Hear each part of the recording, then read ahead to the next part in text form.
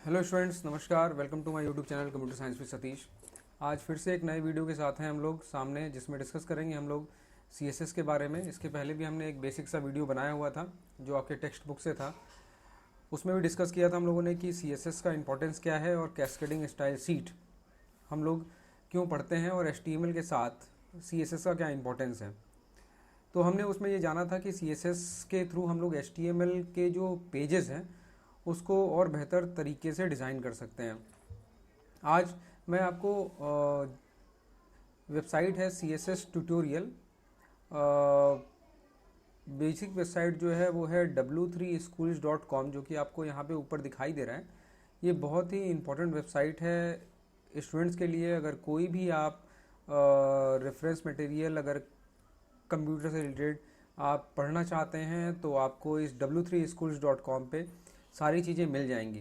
तो जैसे कि आप यहाँ पे देख पा रहे हैं HTML, CSS, JavaScript, SQL, Python, PHP, bootstrap, जितनी भी सारी चीज़ें हैं, अगर कुछ भी आप पढ़ना चाहते हैं तो मेरा भी सजेशन है आपको ये कि आप इस वेबसाइट पे ज़रूर जाएं और बहुत ही आसानी से आपको सारी चीज़ें समझाई गई हैं यहाँ पे।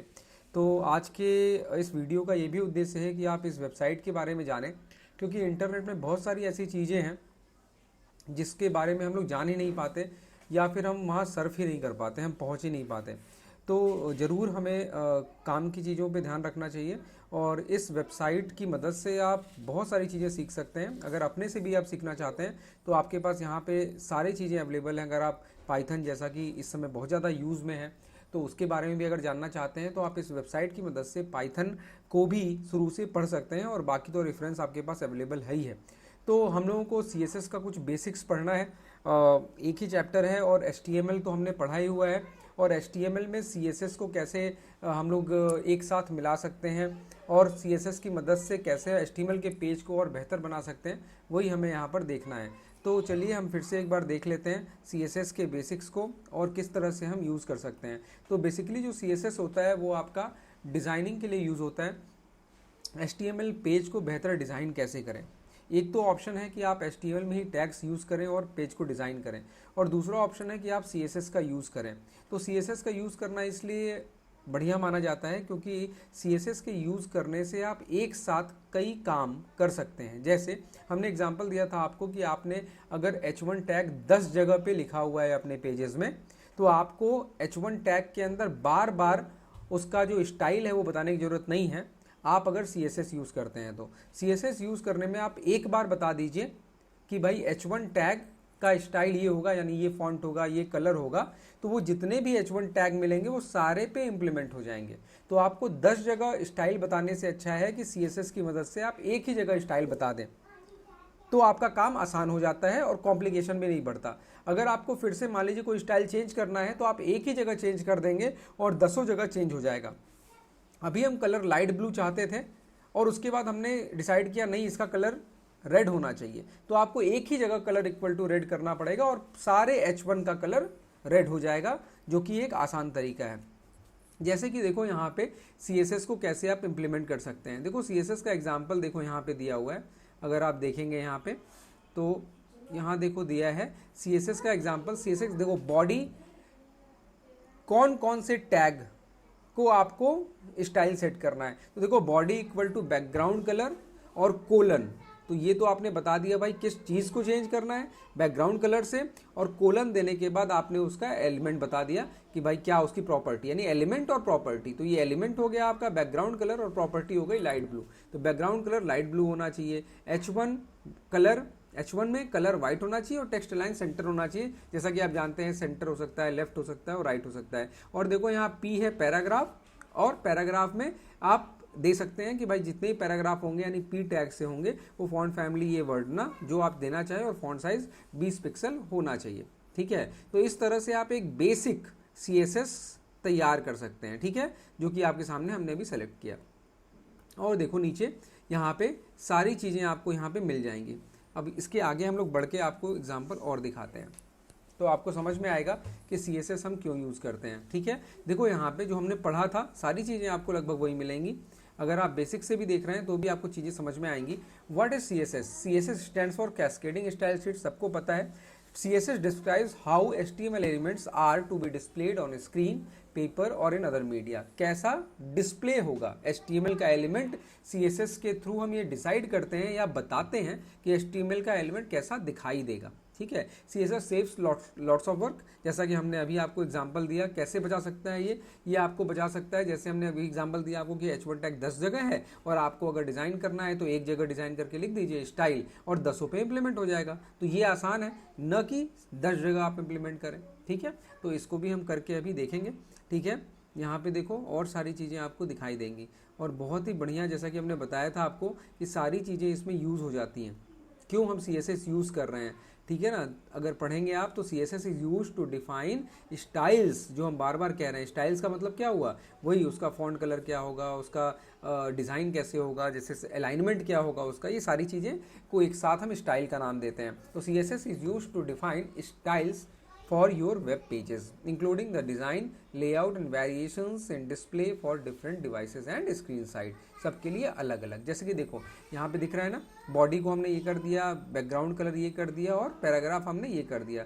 अब देखो यहाँ पे दिखाते हैं, आप ट्राई इट योरसेल्फ कीजिएगा तो वो इसका कोडिंग करके एग्जाम्पल भी आपको दिखाई दे देगा। ठीक है, तो देखो यहाँ पे वही कोड है जो हम लोग यूज़ करते हैं, दिखाई दे रहा है आपको। लेफ्ट साइड में आप देखिए यहाँ पे जैसे भी कोडिंग करते हैं, ये हमने HTML ओपन कर लिया, ये देखो बॉडी H1 और P, ये सारी चीज़ों को डिफाइन कर लिया हमने और यहाँ पे बता दिया हमने कि भाई बॉडी का कलर लाइट ब्लू होगा, H1 जो हेडिंग होगा उसका कलर ये होगा और पैराग्राफ कलर ये होगा। देखो जैसे ही हमने H1 बनाया तो माई फर्स्ट पेज CSS, तो बैकग्राउंड देखो राइट साइड में, तो देखो यहाँ पे बैकग्राउंड कलर लाइट ब्लू हो गया और H1 में देखो लिखा हुआ माई फर्स्ट CSS एग्जाम्पल, तो यहाँ पे दिख रहा होगा कलर वाइट और अलाइन सेंटर। तो यहाँ पे देखो माई फर्स्ट CSS में कलर वाइट है और अलाइन सेंटर है।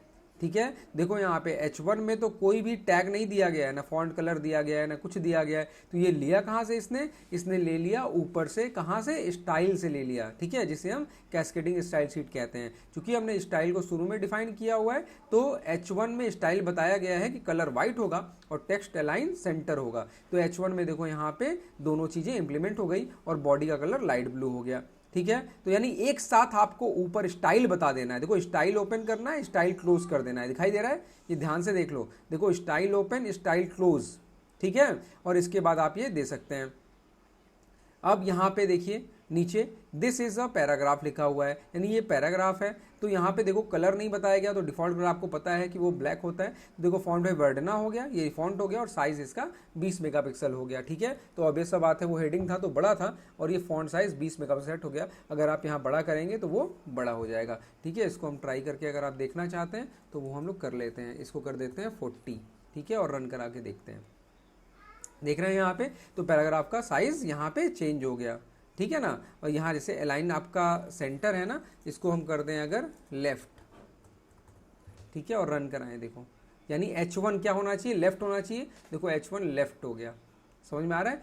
तो यहाँ से हम यानी कि हमने कहाँ चेंज किया, हमने स्टाइल में चेंज किया और HTML के पेज पर सारी चीज़ें चेंज हो गई। तो उम्मीद है आपको चीज़ें समझ में आ रही होंगी।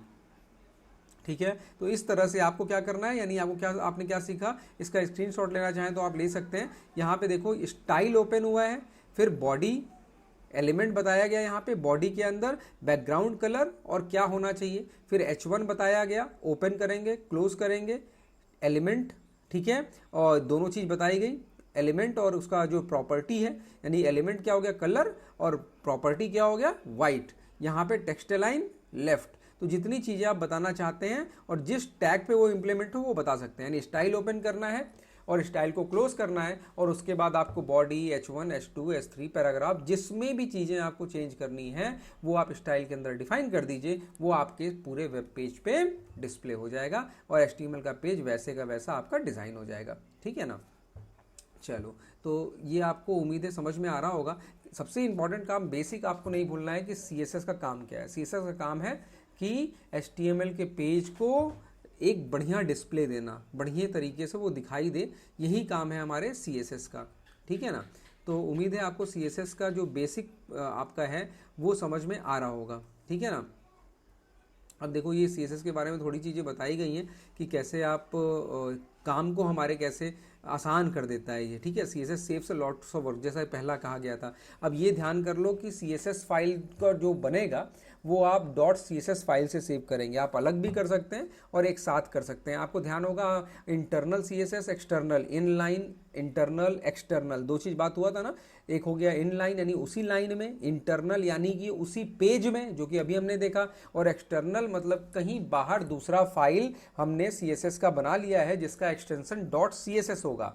HTML का एक्सटेंशन .html, CSS का एक्सटेंशन .css। तो .css फाइल में सारी चीज़ें आप डिस्क्राइब कर दें, जस्ट वैसे ही जैसे कि यहाँ पे स्टाइल में डिस्क्राइब किया गया है। बॉडी बताया गया, H1 बताया गया, P बताया गया, P1, जितना भी H2, S3, S3 जितना बताना है, सारी चीज़ें डिज़ाइन करके स्टाइल को एक .css फाइल आप सेव कर लीजिए, ठीक है। और उसको फिर क्या करेंगे, HTML वाले फाइल से लिंक करना होगा। वो हम लोग अभी देख लेंगे कैसे लिंक होता है। तो आप तीन चीज समझ जाइए, इनलाइन, इंटरनल और एक्सटर्नल। इनलाइन का मतलब उसी लाइन में अगर हमने बता दिया, H1 में ही हमने बता दिया स्टाइल क्या होगा, तो वो होगा इनलाइन, क्योंकि वो H1 वाले लाइन में ही होगा। दूसरा H1 होगा तो उस पर इंप्लीमेंट नहीं होगा, that is called inline CSS। फिर उसके बाद दूसरा आपका आ गया इंटरनल, जो कि आपको सामने दिखाई दे रहा है। ये क्या होगा, आपने HTML के शुरुआत में ही स्टाइल सारे डिफाइन कर दिए। जब आपने सारे स्टाइल डिफाइन कर दिए तो वो सारे नीचे वाले जहाँ जहाँ मिलता जाएगा, अगर H1 के बारे में बताया तो H1 जितना मिलेगा सब पे वो काम करेगा। H2 बताया तो H2 जितना मिलेगा उसमें काम करेगा, ठीक है। बॉडी बता दिया तो बॉडी पर काम करेगा, तो वो उसी पेज पर काम करेगा। That is called internal CSS। क्यों? क्योंकि HTML के पेज पर ही वहीं बता दिया गया है कि भाई ये CSS का स्टाइल है और जितने भी नीचे सारी चीज़ें मिलेंगी सब पे ही अप्लाई करना है। और लास्ट एक्सटर्नल CSS, जिसमें हम ये सारी चीज़ें, कौन सी चीज़ें, जो यहाँ स्टाइल से लेके स्टाइल तक है, ये सारी चीज़ें हम एक CSS फाइल में, यानी नोटपैड का ही फाइल आप बना लीजिए, उसको सारी चीज़ें लिख दीजिए और .css से सेव कर दीजिए, ठीक वैसे ही जैसे आप .html से सेव अपने लैपटॉप या कंप्यूटर पे करते हैं। तो आपका वो CSS फाइल रेडी हो गया। आप एक HTML फाइल बना लीजिए और दोनों को लिंक कर दीजिए। अब आप कहेंगे सर लिंक कैसे करते हैं, तो वो हम लोग अभी देख लेंगे कैसे हम लोग लिंक किया जाता है, ठीक है। तो बेसिक आपको समझना है कि CSS का मतलब क्या है और CSS कैसे आपके काम को आसान बना देता है। इसी वजह से बहुत सारे टैग अब HTML में सपोर्ट नहीं करते, क्योंकि ये प्रीफर किया जाता है कि भाई CSS को यूज़ किया जाए, क्योंकि CSS को यूज़ करने से ये होता है कि चेंजेस करना, बड़े बड़े चेंजेस करना आसान है। जैसे आपने H1 दे दिया, 10 जगह H1 चेंज हो गया। आपने H2 दे दिया, 20 जगह H2 है, आप कुछ भी H2 लिखते जाइए। अगर आपने H2 में ऊपर डिफाइन किया है कि भाई उसका फॉन्ट रेड होगा, तो अपने आप वो रेड हो जाएगा, आपको टेंशन लेने की जरूरत नहीं है, ठीक है ना। तो देखो अभी जिस तरह हम लोग बात कर रहे थे, तो यहाँ पे तीन चीज़ें इंपॉर्टेंट हैं। CSS का सिंटेक्स देख लेते हैं हम लोग। तो यहाँ पे क्या क्या सिंटेक्स का मतलब होता है, ग्रामर, जैसे इंग्लिश में ग्रामर होता है ना, उसी तरह यहाँ भी सिंटेक्स है। तो देखो जैसे H1 तो सेलेक्टर हो गया, पहला सेलेक्टर। फिर देखो यहाँ पे डिक्लेरेशन करते हैं, जैसे कि अभी आप देख रहे थे, यहाँ पे करली ब्रेस ओपन, करली ब्रेस क्लोज, कलर ब्लू हो गया। देखो प्रॉपर्टी और वैल्यू, प्रॉपर्टी और वैल्यू देते हैं और सेमी कॉमा बीच में। ये सिंटेक्स को अच्छे से लिख लीजिए भाई। यहाँ पे देखो तीन चीजें हैं CSS के सिंटेक्स में, जो कि आपको सामने दिखाई दे रहा होगा, सेलेक्टर, डिक्लेरेशन, और जितने भी डिक्लेरेशन करने हैं करली ब्रेस ओपन, करली ब्रेस क्लोज के बीच में करना है आपको। और यहाँ पे सेलेक्टर क्या होगा, H1, H2, S3 जो देना है, P1 हो, आपका पैराग्राफ के लिए P हो गया, बॉडी हो गया, जो भी सेलेक्टर है उसको यहाँ लिखना है। उसके बाद आपको करली ब्रेस ओपन करना है। फिर दो चीज़ें, प्रॉपर्टी कोलन वैल्यू, फिर सेमी कॉमा, फिर प्रॉपर्टी कोलन वैल्यू, फिर सेमी कॉमा, फिर प्रॉपर्टी कोलन वैल्यू। जितना आप उसके बारे में बताना चाहते हैं आप बता सकते हैं, ठीक है ना। तो इससे पता लग जाएगा। अब जैसे देखो एग्जांपल दिया हुआ है, यहाँ पे क्या दिया हुआ है, जैसे आपने क्या कर दिया, P बता दिया। P क्या चीज़ हो गया भाई, P हो गया सेलेक्टर। देखो जैसे H1 है ना, ऊपर देखो ध्यान से, ऊपर देखो सेलेक्टर हो गया। सेलेक्टर में यहाँ अगर इसको देखेंगे तो P क्या हो गया, सेलेक्टर। उसके बाद डिक्लेरेशन में आ जाओ तो दो चीज़ें, प्रॉपर्टी और वैल्यू। देखो कलर हो गया प्रॉपर्टी और रेड हो गया वैल्यू। देखो सेमी कॉमा, नेक्स्ट लाइन में लिख सकते हैं टेक्स्ट लाइन कोलन और उसके बाद वैल्यू। तो बस ये ध्यान रख लीजिएगा भाई, कौन कौन सी प्रॉपर्टीज होती हैं और कौन कौन सी उसकी वैल्यूज होती हैं। ये अगर पता है आपको तो कोई भी सेलेक्टर सेलेक्ट कीजिए और उसके प्रॉपर्टी और वैल्यूज का जो कॉम्बिनेशन आप देना चाहते हैं आप दे दीजिए। उस हिसाब से आपका पूरा का पूरा पेज डिजाइन हो जाएगा। चलिए, तो उम्मीद है आपको समझ में आ रहा होगा। कहीं कोई डाउट है तो आप कमेंट कर सकते हैं और कमेंट करके कुछ पूछ भी सकते हैं जो आपको पूछना हो, ठीक है ना। तो आप एग्जाम्पल अगर देख पा रहे हैं, जो हमने अभी बताया वही चीज़ लिखा हुआ है। P is a selector in CSS, जो कि पहला हमने बताया।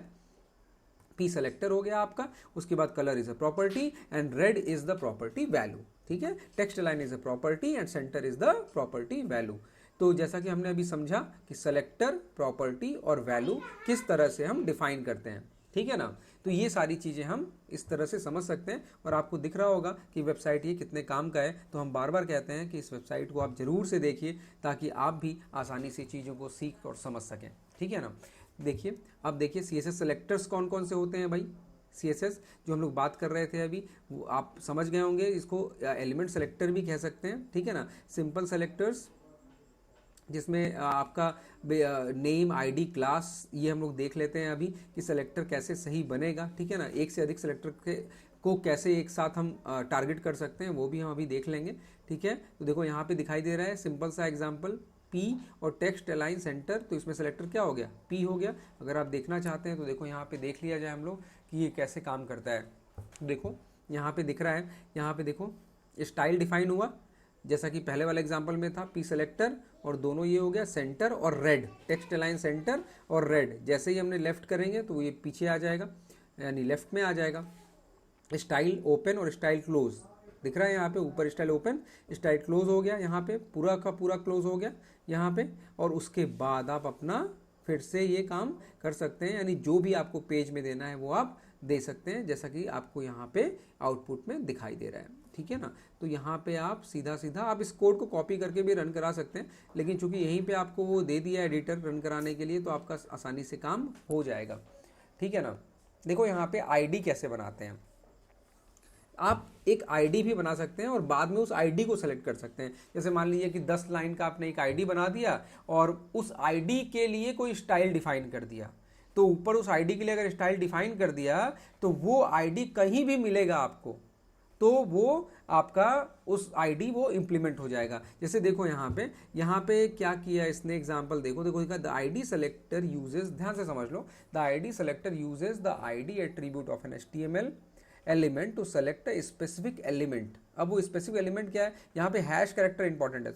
To select an element with a specific ID write a hash character followed by the ID of the element, यानी हैश पैरा 1। तो यानी हैश पैरा 1 कहीं आपके HTML में होगा, वहां पर ये जो हैश पैरा 1 का जो स्टाइल है वहां पे इंप्लीमेंट हो जाएगा, ठीक है। अब देखो यहाँ पे देखते हैं तो यहाँ आपको समझ में आ जाएगा कि किस तरह से ये समझाने की कोशिश कर रहा है। तो देखो ध्यान से, देखो हैश स्टाइल ऊपर दिखाई दे रहा है, इसके बाद देखो हैश पैरा 1, ठीक है। तो ये हैश पैरा 1 एक आईडी बना लिया और इसको इसने स्टाइल दे दिया। अब देखो नीचे क्या है, हैश पैरा 1 है क्या चीज, देखो PID इक्वल टू पैरा 1 दिखाई दे रहा है। देखो ध्यान से देखिए, 2 P है यहाँ पर, एक P है जिसका आईडी है पैरा 1 और एक P है जिसका कोई आईडी नहीं बताया गया है, ठीक है।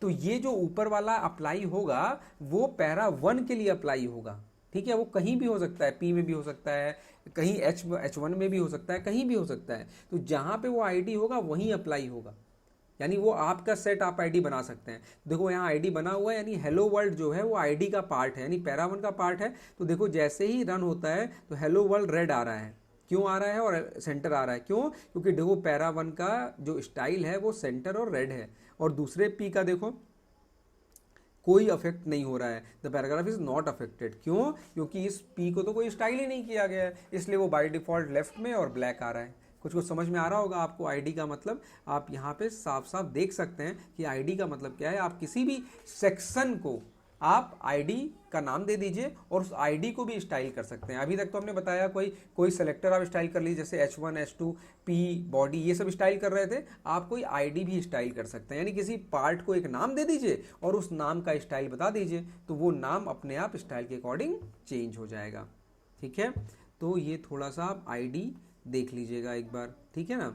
चलिए अब देखो यहाँ पे CSS क्लास सेलेक्टर, तो अब देखो यहाँ पे बनाया जा सकता है, यहाँ पे क्लास सेलेक्टर कैसे बना सकते हैं। अब देखो यहाँ बताया गया है in this exam class equal to centre. अब क्लास अगर बनाना है तो आपको डॉट यूज करना पड़ता है, बस यही ध्यान रखिएगा। CSS class selector, the CSS selector select HTML element with a specific class attribute. तो डॉट, देखो आईडी क्या हो गया, जो हैश से चल रहा है वो तो आईडी हो गया।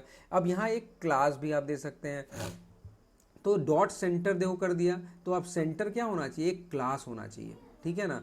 तो देखो यहाँ पे ध्यान से, यहाँ पे देखो, अगर इसको हम रन करा के आपको दिखाएं यहाँ पे, तो आप देखो यहाँ पे क्या है, क्लास इक्वल टू सेंटर। अब देखो यहाँ पे कई सारा क्लास हो सकता है, तो देखो H1 क्लास सेंटर, P में भी क्लास सेंटर, यानी कि दोनों पे अप्लाई होगा।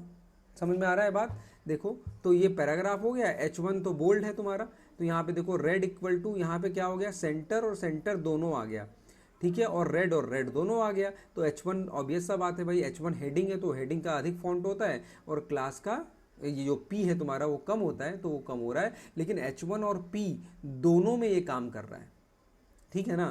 तो इसको आप जरा सा ध्यान रखेंगे, पहले पहचानना सीख जाइए। पहले हैश का मतलब आईडी, डॉट का मतलब क्लास, कम से कम इतना पहचान लीजिए पहले, और जब इतना आप पहचान लेंगे तो आप धीरे धीरे आगे बढ़ने लगेंगे, ठीक है ना। तो बहुत ज़्यादा नहीं, धीरे धीरे पढ़ना है। और देखिए यहाँ पे दिया हुआ है, ठीक है, यहाँ पे देखो P डॉट सेंटर, यहाँ पे देखो in this example only P element with class centre will be centre aligned.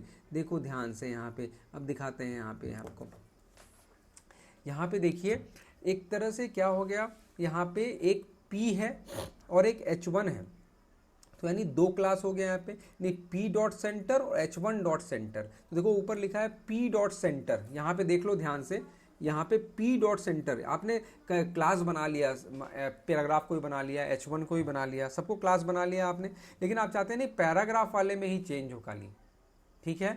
तो अब क्या करेंगे, P डॉट सेंटर, देखो लिखा है ऊपर P dot centre text align equal to centre, तो P डॉट सेंटर यानी P वाले क्लास में ही चेंज होगा, H1 वाले क्लास में चेंज नहीं हुआ, ठीक है। तो आप स्पेसिफाई कर सकते हैं कि पर्टिकुलर क्लास में ही चेंज हो, सब में चेंज ना हो। तो P dot centre, H1 dot centre, ये जितना आप चाहते हैं, नहीं आपके जो सेलेक्टर है उसका नाम डॉट सेंटर, ये काम कर देंगे तो आपका CSS डिज़ाइन हो जाएगा। चाहे यहाँ पे क्या किया, P डॉट सेंटर किया, यानी P का जो क्लास सेंटर है बस उसी पे ये काम हो रहा है, ठीक है। तो आप क्या समझे अभी तक, यानी आप हैश से तो आईडी बना सकते हैं, वो किसी पर्टिकुलर ब्लॉक के लिए काम कर जाएगा, और क्लास से आप क्या कर सकते हैं, आप कई को क्लास बना दीजिए, सबको क्लास दे दीजिए, लेकिन आप चाहते हैं नहीं P वाले क्लास में ही चेंज हो या H1 वाले क्लास में चेंज हो, तो आप P डॉट क्लास भी यानी सेलेक्टर डॉट क्लास भी आप दे सकते हैं, ठीक है ना। तो इस तरह से आप आगे बढ़ सकते हैं, ठीक है, और धीरे धीरे आप आगे बढ़ेंगे। और जैसे देखो यहाँ पे दिया हुआ है H1, H2, P, ये सारी चीज़ें आप चाहें तो आप सेलेक्टर के रूप में यूज़ कर सकते हैं, दिख रहा है सामने। तो ये तो आपका बेसिक्स है जिस तरह से आप आगे बढ़ सकते हैं, ठीक है। तो आज के लिए इतना ही छोड़ते हैं, एक शुरुआत हो जाए पहले, जिसमें आपने CSS के कोड को सीखा कि कैसे CSS हम यूज़ कर सकते हैं। तो आप कम से कम बुक से इतना पढ़िएगा, आपका यही होमवर्क है कि इनलाइन CSS क्या होता है, इंटरनल CSS क्या होता है, एक्सटर्नल CSS क्या होता है, ठीक है, और तीनों को अप्लाई करने का तरीका क्या होता है। इनलाइन एक लाइन में, उसके बाद इंटरनल में बताया स्टाइल ओपन स्टाइल क्लोज, पहले उतना करके देख लीजिएगा, उसमें दे देंगे तो आपको बाद में जितनी कोड लिखे हैं HTML में वो अफेक्ट होंगे। उसके बाद एक्सटर्नल CSS फाइल अलग बनता है। उसके बाद आप कैसे सेलेक्टर और प्रॉपर्टी और वैल्यू कैसे यूज़ होता है, जो कि अभी हम लोगों ने देखा। उसके बाद H1 सेलेक्टर के बाद हम लोगों ने देखा कि किस तरह से आप ID बना सकते हैं और क्लास भी बना सकते हैं, ठीक है। तो इतनी चीज़ें आप एक बार रिवाइज कर लीजिए, तो हम धीरे धीरे CSS में आगे बढ़ेंगे। उम्मीद है आपको चीज़ें समझ में आ रही होंगी। तो आज के वीडियो के लिए इतना ही करते हैं, मिलते हैं हम लोग नेक्स्ट वीडियो में। Thank you very much.